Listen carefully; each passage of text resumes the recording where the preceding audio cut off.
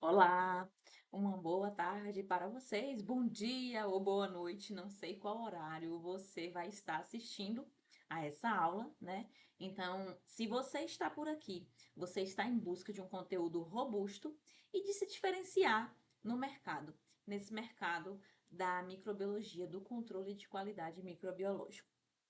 Então, nós vamos dar continuidade com mais uma aula. Como eu falei, promessa é dívida e seguirei aqui com o meu compromisso com vocês em trazer esse conteúdo diferenciado, esse conteúdo robusto para essa plataforma de forma gratuita. Então, eu espero que as aulas estejam agregando na vida de vocês. Se tiver dúvida, deixe aqui um comentário. Se tiver muito rápido, deixe aqui um comentário. Para quem já está mais avançado no processo, não se preocupe que as aulas temáticas estão chegando, então não precisa se agoniar, é muito conteúdo, é muita coisa, então teremos conteúdo aí para todo esse ano. E é muito importante ter vocês aqui também. Quem está aqui está buscando conhecimento, está buscando se diferenciar no mercado. Inclusive, esse final de semana eu passei praticamente o final de semana todo em aula de pós-graduação, né? Porque a gente não pode parar de aprender. E eu sei que se você está assistindo esse conteúdo aqui, você quer ser um profissional diferenciado, quer se diferenciar, quer, digamos assim, pensar fora da caixa, né? Você não é mais um profissional do mercado. Você está com o intuito de melhoria. E hoje nós vamos falar do papel estratégico da microbiologia na indústria, que é um controle de riscos microbiológicos em sistemas GMP ou BPF, né? Good Manufacturing Practice. O GMP, que é uma sigla muito utilizada no meio da indústria, né, em si. E, como eu já expliquei nos vídeos anteriores, se você não viu minha apresentação, volte no vídeo anterior, porque eu não vou ficar aqui me apresentando todas as aulas, não. Meu nome é Jane Moraes e eu sou idealizadora do método NeoMicro, que é o único método que tem a utilização de IA na microbiologia. Então, quando eu lancei o método, eu era a primeira que tinha essa metodologia. Eu não sei como é que está o mercado agora, mas eu acredito que ainda ninguém utiliza ferramentas de IA para a microbiologia. E eu tenho o curso na minha plataforma e estou disponibilizando todo esse percurso aqui do curso de forma gratuita aqui pelo YouTube. Então, vamos falar sobre o controle microbiológico, como é o intuito dessas aulas aqui. O controle microbiológico, ele existe para detectar micro-organismo ou para controlar risco microbiológico? Durante muito tempo, foi acreditando que o controle microbiológico apenas testava o produto final e pronto, era suficiente para garantir que aquele processo estava isento de micro-organismos. Hoje sabemos cientificamente que isso é insuficiente, mas para que vocês tenham um embasamento e entendam o porquê desse teste ser insuficiente, eu vou dar uma breve pincelada para que vocês entendam. Digamos que produzimos um lote de 3 milhões de unidades. E a gente, por estudos, né, existem normas que regem isso, não é uma coisa aleatória que a indústria decide pegar as amostras lá aleatoriamente. Não, existe um plano amostral feito. Então fizemos esse plano amostral, digamos que a gente vai pegar 10 amostras desse 3 milhões que fabricamos.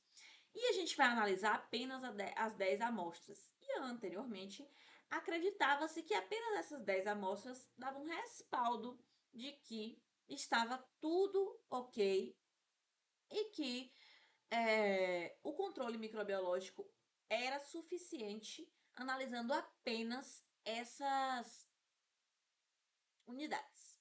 Hoje, a gente já sabe que não. Por quê? A gente já sabe que os testes microbiológicos, eles são amostrais. E a contaminação, ela pode ser heterogênea. A gente pode ter em um frasco e em outro não. E então a gente tem que fazer o quê? Muitos ensaios, porque esses muitos ensaios levam dias para resultado. Essa contaminação pode ocorrer de diversas formas. Para além disso, foi percebendo ao longo do tempo, que é tanto que tem uma aula que eu dou aqui, que está aqui no YouTube, por sinal, de identificação microbiana, para vocês entenderem o fluxo histórico de tudo isso, né? Então, foi se entendendo que é preciso controlar o processo como um todo e não apenas a etapa final, porque a microbiologia ela não é a inspeção final, ela é um sistema de controle de risco dentro do GMP, que são as boas práticas de fabricação, tá? Então, foi sentindo essa necessidade da gente controlar o processo como um todo para dar respaldo que agora sim tá ok. E eu ainda digo de passagem que a gente controlando o processo como um todo, vão existir brechas, vão existir gaps, vão existir lacunas que pode passar algum problema ou outro. Mas quanto mais robusto, quanto mais o sistema é controlado, mais a gente garante que não tenha risco microbiológico para o paciente. Então aqui eu vou falar um pouco da evolução da microbiologia industrial. A microbiologia atual, a moderna, a que a gente preconiza, que a gente está estudando aqui hoje, é para que ela seja uma microbiologia preventiva e sistêmica. Porque o modelo, ele evoluiu e as pessoas, elas vão ter que evoluir juntamente com o modelo, ok? Não é apenas um achismo, elas vão ter que ter esse processo de evolução.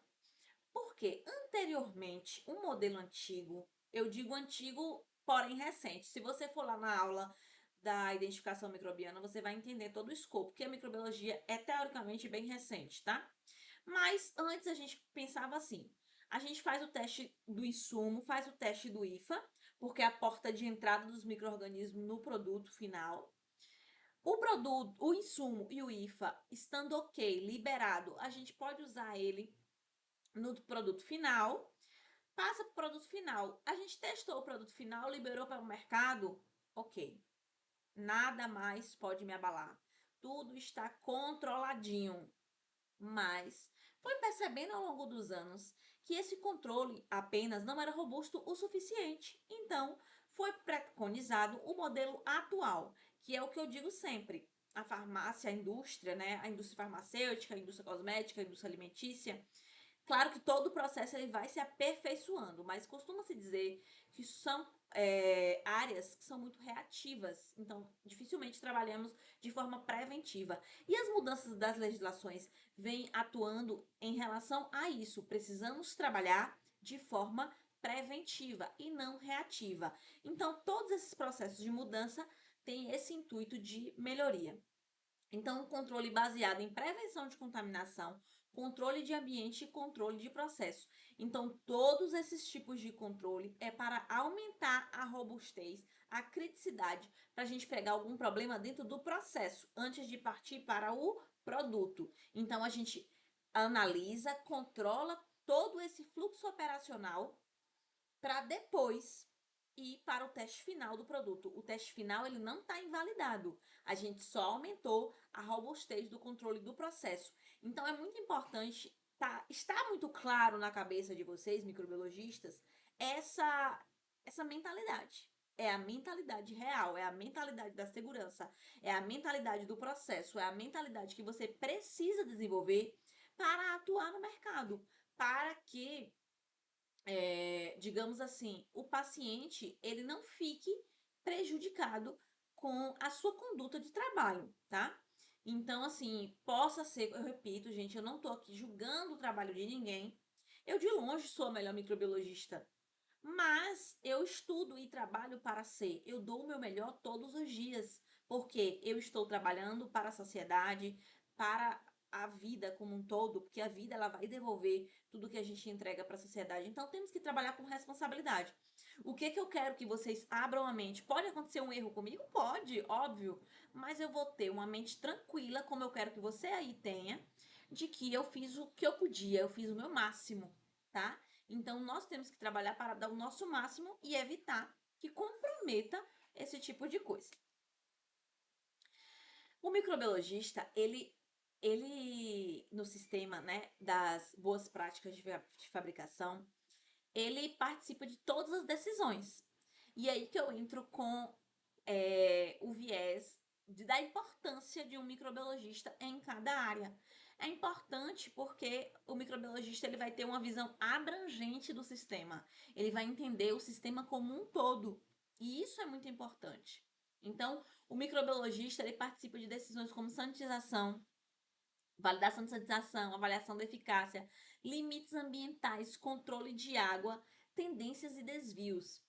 Então, quando a gente fala de tendências, hoje está muito comum a gente falar de tendência e o que muita gente ainda não se adaptou a trabalhar com essa metodologia de tendência, tá? Tendência é diferente de conforme e não conforme. A gente avalia a tendência justamente para entender se tem algum ponto que está caminhando para fora, digamos assim, da normalidade. Então, esse acompanhamento faz com que a gente tenha uma previsibilidade de um acontecimento. Então, é muito importante. Eu tenho um curso de validação também engloba, né, o monitoramento ambiental, o programa de monitoramento ambiental, que engloba também a validação do programa de monitoramento ambiental, mas que bate muito nessa tecla de análise de tendência, da importância da análise de tendência. O microbiologista, ele participa diretamente do controle do processo produtivo. Então, não podemos pensar de forma isolada, tá? O que é risco microbiológico? O risco microbiológico, ele envolve a presença ou atividade de micro-organismos capazes de comprometer a segurança, a eficácia e a estabilidade do produto. Porque se você compromete a estabilidade do produto, consequentemente você está comprometendo a eficácia desse produto, na maioria das vezes. E o risco, ele vai depender do tipo de produto, da via de administração, do processo produtivo e do ambiente da fabricação.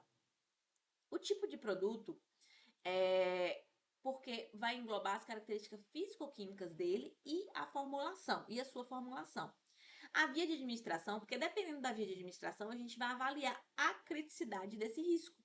Se ela é oral, se ela é injetável, se ela é tópica, se ela é inalatória, e aí engloba vários outros detalhes. O processo produtivo, porque a gente tem que saber as etapas, a gente tem que controlar as etapas, a gente tem que controlar os equipamentos e limpeza de equipamentos e as condições de fabricação como um todo. Como eu falo, a microbiologia ela é uma área muito, muito específica. Nem todo mundo ele tem a obrigatoriedade de entender microbiologia, mas ele tem a obrigatoriedade de ter um conhecimento básico, principalmente quem trabalha no processo produtivo, ou se não tem, que tenha a humildade de perguntar a quem entende, para que não comprometa o processo produtivo como um todo. Também o ambiente de fabricação é a chave do negócio. Porque se é feito lá no ambiente de fabricação, lá é que vai estar o X da questão. Na maioria das vezes vão acontecer o quê? Julgamentos. Ah, foi no laboratório da microbiologia. Gente, dificilmente o laboratório de microbiologia é um ambiente totalmente controlado e com menos pessoas. No ambiente fabril tem mais pessoas, mais movimento, ou seja, a chance de contaminação tá lá é muito maior do que dentro do laboratório. Mas são questões que vão acontecer. Então, estou falando só para vocês ficarem atentos que pode acontecer aí com você. Existem vários tipos de risco. Isso aqui está de longe todos os riscos existentes. Eu estou assim só dando uma pincelada desses possíveis riscos. Então, temos o risco de contaminação microbiana, que é uma presença de micro-organismos vivos, que vai ter um impacto de deteriorização ou infecção, né? Pode deteriorizar o produto, causando problemas na sua eficácia, tornando ineficaz, né? Como na sua estabilidade, pode causar infecções no paciente também. As endotoxinas bacterianas, que aí é um buraco, digamos assim, muito mais embaixo. Porque o que são as endotoxinas bacterianas? São lipopolissacarídeos de gram negativas. Dessa parede do micro-organismo, ele permanece vivo. E isso pode levar a uma reação pirogênica no indivíduo. A grosso modo, você vai injetar algo em você, digamos, que desde que seja um soro, que é uma coisa mais básica.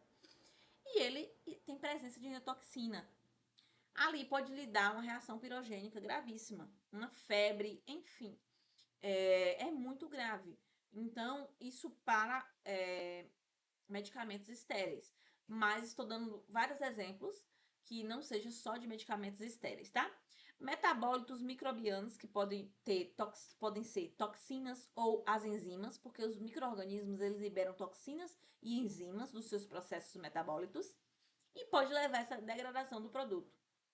Além disso, um dos riscos microbiológicos muito frequentes e muito comuns nos equipamentos e sistemas de água são os biofilmes, que são comunidades microbianas aderidas, que têm um impacto na contaminação persistente. Quando eu chegar na aula de sistema de água, eu vou explicar mais detalhadamente para vocês. Mas digamos assim, os micro-organismos, né, as bactérias, elas vão se juntando, a grosso modo falando, e vão formando aglomerados. Elas transformam em redes e grudam na superfície do equipamento, do sistema de água, que não deixa de ser um equipamento. E depois que adere, ela não solta. Então, pode acontecer com você de uma análise de, como eu disse, dos produtos serem heterogêneos, então não existe uma homogeneidade dos micro-organismos no ambiente. Então, é muito difícil você fazer esse controle, porque microbiologia não é matemática. Digamos que você tem lá um biofilme no seu tanque. E aí, você liberou o produto, estava tudo ok. Quando você fez uma outra análise no lote conceptivo, deu tudo contaminado. Pode ter sido uma contaminação daquele lote produtivo por meio de intervenções de manutenção, operacional, sanitização, qualquer coisa. Pode ser sim, mas pode ser também que esse tanque já está impregnado com biofilme. A mesma coisa acontece no sistema de água, mas eu vou aprofundar nas aulas seguintes, tá? E a contaminação ambiental também é um tipo de risco, que são os micro-organismos do ambiente. Como eu falei na aula passada, que esses micro-organismos, essas partículas viáveis no ambiente, vão levar à contaminação do processo. A contaminação microbiana do produto. Existem diversas formas, como eu vim falando na aula passada, já citei aqui alguns exemplos para vocês. Diversas fontes possíveis dessa contaminação. As matérias-primas, que são os insumos e IFAs. IFAs são insumos farmacologicamente ativos, né? São o que dá, digamos assim, eu estou aqui lembrando da Andrea Vermont. Ela fala sempre isso, que quando você está explicando, você tem que tentar explicar para como se fosse um aluno de segunda série. Então, eu estou tentando explicar para vocês da forma mais simples possível, para que vocês entendam. Mas tudo que a gente utiliza para fazer vou dizer um medicamento, né? É uma matéria-prima. Então, a gente costuma chamar de insumo, matéria-prima. E existe o IFA, que nada mais é que uma matéria-prima que contenha o princípio ativo. O que é o princípio ativo? É o que realmente vai sanar seu problema, que vai atuar lá na dor, que vai atuar lá na febre. Por quê? Para a gente construir, desenvolver um medicamento, um produto, precisa de outros recipientes, outros materiais que chamam excipientes. Então, a fórmula ativa é aqui, digamos que a molécula ativa é isso aqui, e tudo isso aqui são excipientes para a formulação. A formulação ela não só tem o ativo, ela tem um todo, ela tem excipientes e o IFA, que é a fórmula, a molécula ativa. Então, essa possível fonte de contaminação pode vir da matéria-prima, como é o caso, lembra aí, recente, da contaminação da fórmula infantil, que veio da matéria-prima, que teve uma abrangência aí mundial, porque a matéria-prima geralmente vem da Índia ou da China e ela abastece o globo. Pode vir do ambiente, pode vir de operadores, como eu já disse anteriormente nas outras aulas, as nossas células, nós somos, ó, eu fazendo isso aqui, eu falando com vocês, se você estivesse aqui na minha frente, eu estaria liberando muitos micro-organismos. Os equipamentos, o sistema de água, equipamentos no geral, tá? todos os equipamentos de processo produtivo. Vou dar um exemplo bem assim grosseiro do dia a dia. Celular, não existe nada mais contaminante do que o celular, porque todo mundo aí, eu garanto, que leva o celular pro banheiro, que leva o celular pro shopping, que leva o celular pro mercado, que leva o celular pra academia, enfim, é uma fonte de contaminação riquíssima o seu celular aí, só para ficar mais claro. E as consequências disso, como eu falei, é a deteriorização do produto, a perda da estabilidade e a infecção no paciente. E eu coloquei aqui alguns exemplos clássicos, que são fungos em cremes dermatológicos, bactérias em xaropes, porque são ambientes ricos. O micro-organismo está ali feliz, ó, temperatura, nutriente, tudo excelente para a minha vida. Contaminação em vacinas, que é gravíssimo, e suplementos alimentares, que é fórmula infantil, como eu falei, que foi o recall maior que teve assim na história, pelo menos mais recente, foi. E de estéreo, eu lembro que acho que tiveram 20 mortes na Argentina no ano passado, que foi bem sério também. Endotoxinas bacterianas, como eu já falei anteriormente, são lipopolissacarídeos da parede celular de bactérias gram-negativas, que mesmo após a morte da bactéria, a endotoxina permanece ativa. E aí vamos no viés de estéreo e não estéreo. Digamos que o material ele passou por um processo de esterilização e ele não tem bactérias lá ativas, né? Mas, mesmo assim, por ser um produto estéreo, se a gente for falar da endotoxina, né, porque é injetável, ela permanece ativa, ela consegue, mesmo após a morte, essa endotoxina consegue permanecer ativa. E isso vai gerar impacto de febre, inflamação, choque endotóxico. E os produtos que apresentam maior risco, como eu falei, são produtos injetáveis, soluções intravenosas e implantes. Geralmente é utilizado o teste LAL, como na USP, no capítulo 85 tá falando. Geralmente, gente, eu vou colocar umas referências aqui na base do slide, que isso aqui eu não tô tirando do bolso, eu não tô inventando. Eu lembro que uma vez eu comecei a trabalhar numa empresa e aí nada funcionava, né? Nada funcionava. Eu ficava assim meio chocada. E aí eu tive que fazer uma quebra de cultura, uma quebra de crença. E aí eu sempre falava isso para as pessoas que eu estava treinando. Eu falei, gente, eu não estou inventando. Eu não tirei isso do bolso. Isso é a legislação. E aí eu gosto de deixar aqui no slide. Na maioria dos slides vão ter assim a referência, porque isso é legislação. Eu não estou inventando. Isso é para produção do paciente, nossa produção. Só que, voltando no LAL, já existem metodologias muito mais modernas, tá? O teste de Geoclot é muito utilizado ainda é permitido, mas já está caindo por terra. Cada vez mais, os processos de controle de qualidade estão ficando mais robustos para garantir à população um produto com ainda mais qualidade, com mais segurança.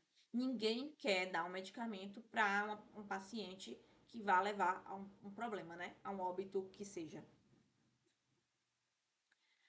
Metabólitos microbianos e biofilmes. Como eu falei, né, os metabólitos microbianos podem ser toxinas, enzimas degradativas e metabólitos secundários, que podem trazer como consequência a degradação do recipiente, alteração da estabilidade e perda da eficácia. Principalmente a gente fala aqui dos produtos não estéreis, dos produtos cosméticos e dos alimentos. Quando eu falo assim, digamos que a bactéria, ela tá lá dentro do produto brilhante. Olha que delícia, aqui tem um açúcar para me alimentar, a temperatura tá ideal, vou me multiplicar. Nesse processo de sobrevivência do micro-organismo lá dentro do produto, para ele sobreviver, como a gente, ele tá liberando o quê? Ele tá liberando metabólitos, ele tá liberando toxinas, enzimas degradativas, e tudo isso vai afetar diretamente a qualidade do produto. Voltando para biofilme, como eu falei anteriormente a grosso modo, mas aqui mais definido embasadamente, é uma comunidade microbiana aderida à superfície, como um sistema de água, tubulações e tanques. Biofilmes aumentam a resistência sanitizante, a limpeza e a fluxo hidráulico. Por isso, o sistema de água são considerados um dos maiores riscos microbiológicos da indústria. E para deixar mais claro, mesmo que não é o assunto do sistema de água agora, mas digamos assim, ó, A água que a gente recebe da rua é uma água tratada, ela tem cloro, ela é clorada, ela tem minerais, ela é uma água tratada. A água que a empresa da sua cidade entrega para você é uma água tratada, teoricamente é uma água potável que atende aos pré-requisitos e ela está ali tratada. Quando a gente fala de uma água para a indústria farmacêutica, a gente está retirando esse tratamento da água.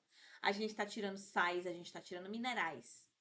Essa água, digamos assim, limpa que a gente está tendo ali, ela propicia ao crescimento microbiológico.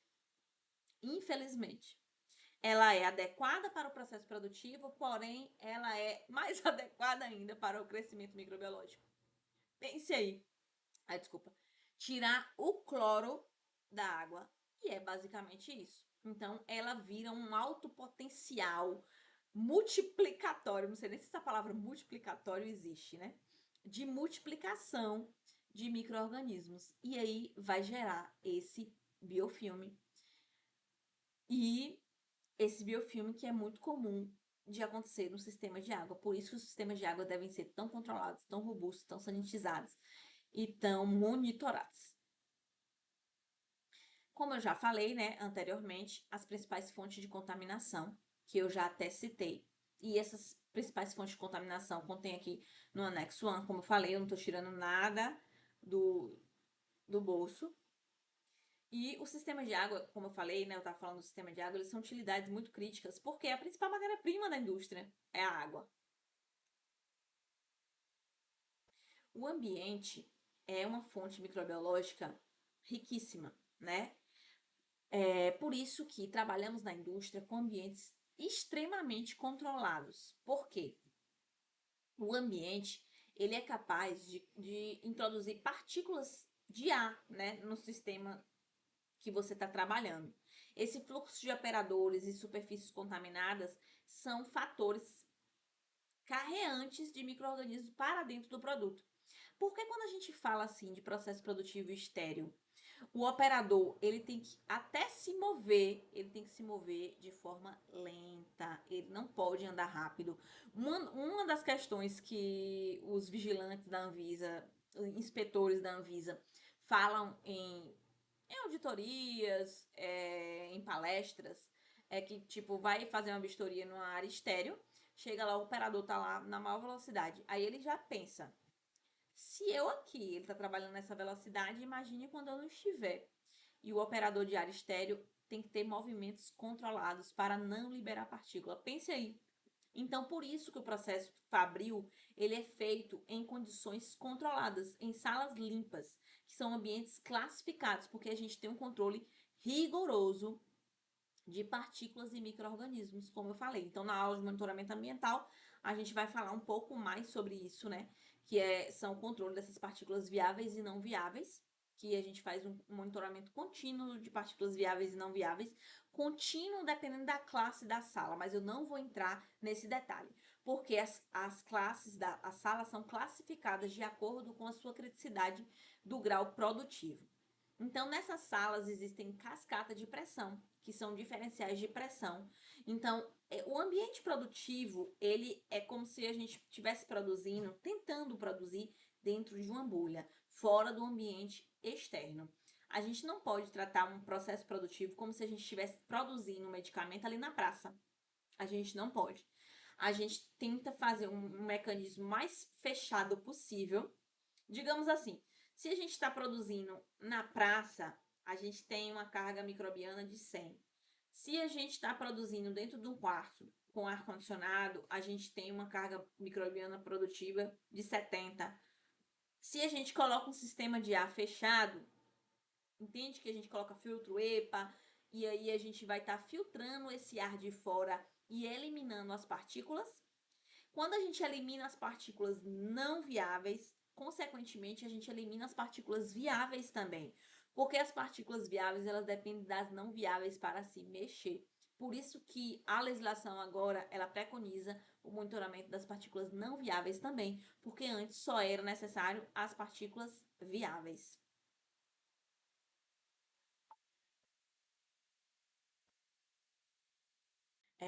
O monitoramento ambiental. O monitoramento ambiental, ele avalia as superfícies de operadores. O objetivo do monitoramento ambiental é avaliar o nível de contaminação microbiológica do ambiente. Isso inclui placas de sedimentação, que é um método, né, bem milenar, mas que ainda funciona, suave de superfície, monitoramento de operadores, amostragem ativa de ar. As placas de sedimentação chamam de amostragem passiva de ar, tá?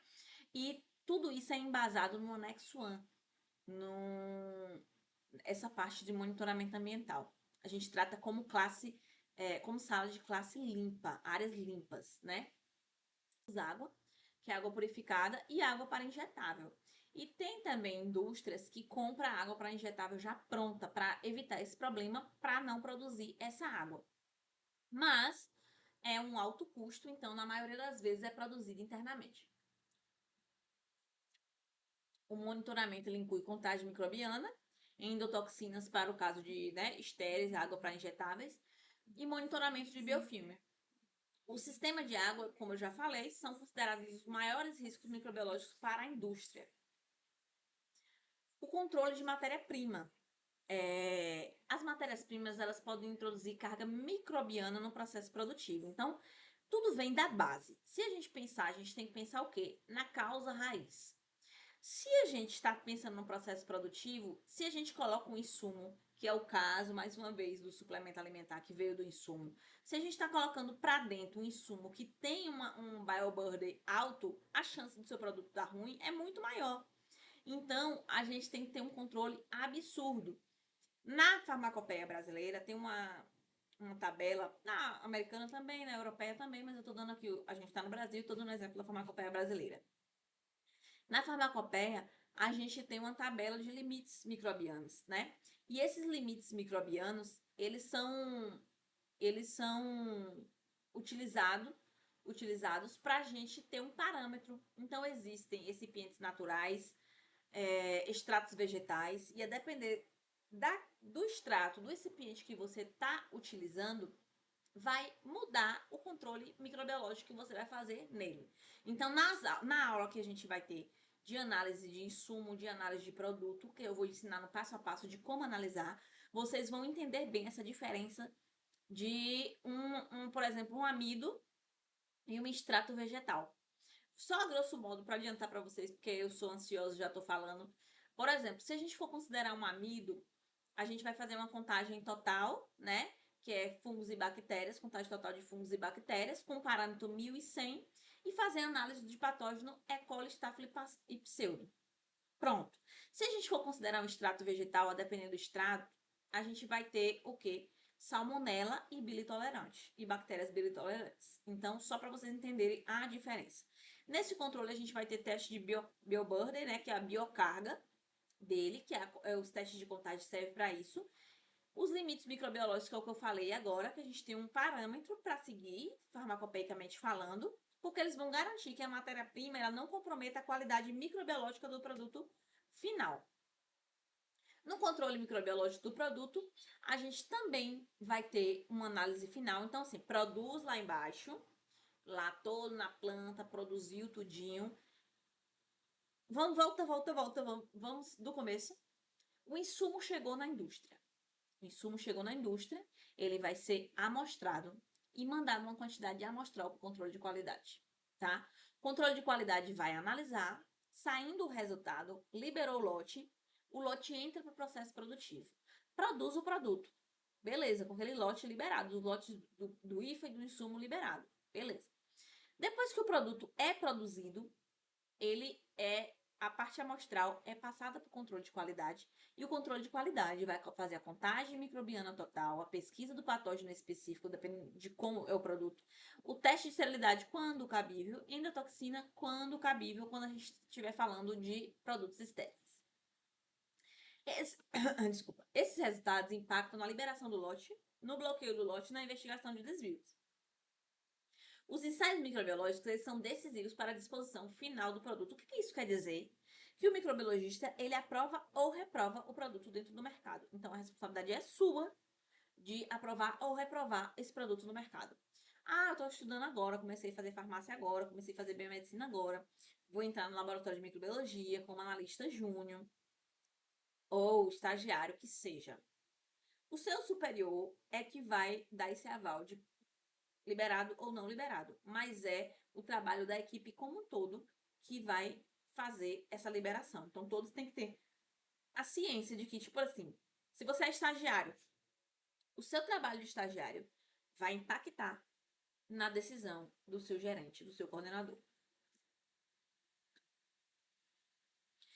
Também a microbiologia, ela participa ativamente na validação de processos. A microbiologia, ela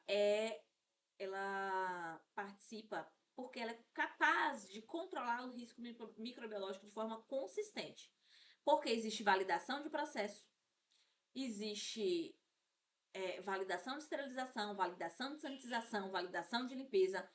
Tudo isso vão ser aulas separadas, tá? Então, validação de esterilização para produtos estéreis ou para esterilização de materiais que a gente utiliza no laboratório, validação de limpeza, validação de sanitizantes, são todos estudos realizados dentro da indústria que nós vamos tratar em aulas específicas aqui dentro. Estou dando só uma aula introdutória para que vocês entendam o módulo como um todo. Além disso, a investigação de desvios microbiológicos.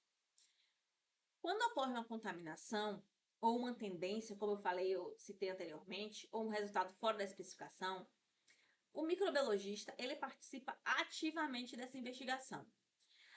A microbiologia ela tem uma responsabilidade imensa dentro da indústria, porque ela vai fazer a identificação microbiana, a análise da tendência, ela vai fazer a rastreabilidade e, consequentemente, a análise da causa raiz. Tudo isso é feita com equipe multidisciplinar. Mas a base da identificação microbiana é do microbiologista. A análise de tendência com a avaliação histórica dos dados, né?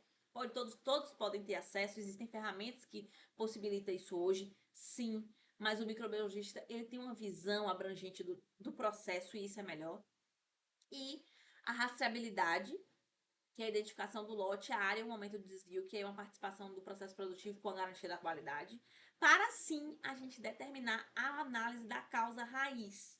É muito difícil um processo investigativo microbiológico, porque microbiologia a gente não tem controle. Veio a Covid aí para mostrar que a gente não tem controle sobre nada. E micro-organismo é isso. A gente não consegue controlar. Então, a gente trabalha de uma forma mais robusta possível para controlar todo o processo de maneira que a gente consiga trabalhar nesse ambiente controlado, digamos assim. Então, o controle de qualidade microbiológico é um sistema integrado. Olha que lindo, olha que lindo. A gente tem um controle de ambiente, um controle de processo, um controle de utilidades, uma avaliação de risco, um controle de produto. Cada pilar do controle microbiológico ele está interligado, formando assim um sistema robusto de garantia da qualidade. Por isso que eu falo que a garantia da qualidade ela precisa de um braço da microbiologia. Então, para fechar a aula de hoje, a mensagem central da aula é que o controle microbiológico ele não é apenas realizar testes. A gente tem que pensar fora da caixa, a gente tem que avaliar de forma abrangente, a gente tem que ter domínio de tudo isso aqui para a gente ter respaldo para tomar decisões estratégicas. Então, a gente tem que ter um embasamento técnico, tem que ter um conhecimento técnico, desenvolver conhecimento técnico em cada areazinha dessa, para depois interligar essa rede e fazer essa conexão, formando assim um sistema, né? A gente vai formar essa rede microbiológica que vai interligar os passos e o microbiologista ele vai atuar de forma abrangente no processo. Microbiologia é um sistema estratégico da garantia da qualidade dentro do GMP. Então engana-se quem trata a garantia separado do microbiologista. Tá tudo interligado. E além disso, no sistema atual, que é de prevenção, isso é inerente ao organismo da empresa, a sobrevivência das boas práticas de fabricação. E falando um pouco do método Neomicro, porque esse módulo é um módulo introdutório do método Neomicro, eu quero deixar para vocês a mensagem de que a microbiologia industrial ela vai muito além do laboratório. E eu quero que vocês sejam formados profissionais muito mais capazes, muito mais do que eu, por sinal. Se vocês começarem da base a estudar muito, a integrar, a fazer correlações e não pensar de uma forma isolada, as coisas vão facilitando na mente de vocês. Então, a intenção do método Neomicro é integrar tudo isso. A gente vai integrar os fundamentos científicos que a gente tem, né? Que é a minha qualificação é especialidade de microbiologia. Então, eu vou pegar esse fundamento da microbiologia, fazer o embasamento na base regulatória, colocar para aplicação prática e te dar uma visão estratégica. E além disso, além de tudo isso, porque eu não acho que nada funcione isoladamente, você vai ter ferramentas de IA para ajudar no seu acompanhamento, no seu estudo, nas suas dúvidas. Então, o método Neomicro é isso. A intenção do método Neomicro é ser neo de diferente mesmo, de novo, né? O neo é novo, não é de diferente, mas eu quero dizer assim, uma forma nova de pensar a microbiologia. Eu não quero que vocês assistam a aula e não saibam aplicar. Essas duas aulas introdutórias que eu dei até então são aulas base. Então, basicamente, você vai. O que, é que você vai aplicar? Pensar, o microbiologista tem que pensar de forma abrangente. Olha, o microbiologista está tudo interligado. Mas nas próximas aulas, eu quero que vocês entendam o processo e a aplicabilidade dele no dia a dia. E não só lhe dar um conteúdo solto que você não vai conseguir aplicar. E eu agradeço e até a próxima aula. Continue explorando as fronteiras da microbiologia industrial. O conhecimento é a sua ferramenta mais poderosa no universo. Acredite em você, acredite no seu conhecimento, se valorize, estude e faça diferente. Você é o único responsável da sua carreira e do seu desenvolvimento.